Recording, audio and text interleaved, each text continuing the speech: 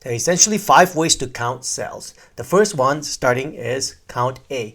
This function counts the number of cells in a range that are not empty, and it can be used to count cells that contain text and numbers. To use count A, you simply say count A and then open parentheses. I'm gonna say count this guy here, and you can see there's 22 of them. If I start deleting any of this cell here, you can see that number starts to decrease. The second method of counting cell is count blank.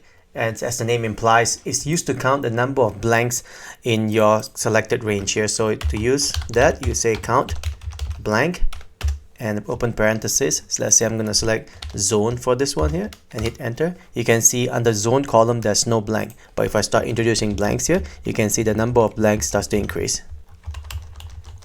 The third way of counting cell is to use the function called count.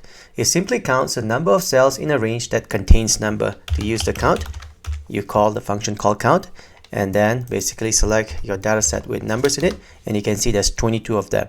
If you start deleting the numbers like that, you can see the numbers start decreasing. Or if you start introducing alphanumeric number here, the numbers start decreasing as well. The fourth way to count cell would be to use CountIF.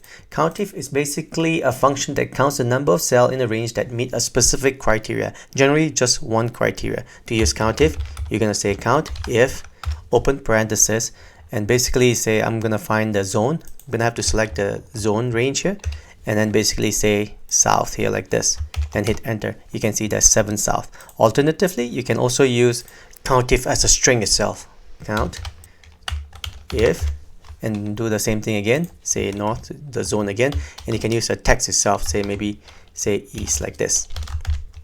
And you can see there's 6 east itself. One thing to note about CountIF is that this is case insensitive, so you can actually make it uppercase or lowercase. I'm going to say E, A, uppercase, S, and T like this, and it still works because it is case insensitive. The final way to count the number of cells is to use CountIFS with an S. The difference between CountIFS and CountIF is that CountIF only allows one criteria, but CountIFS allows multiple criteria, actually to be exact 127 criteria. For this example, I'm going to use 2 criteria, zone and income, and the formula is CountIF with an S.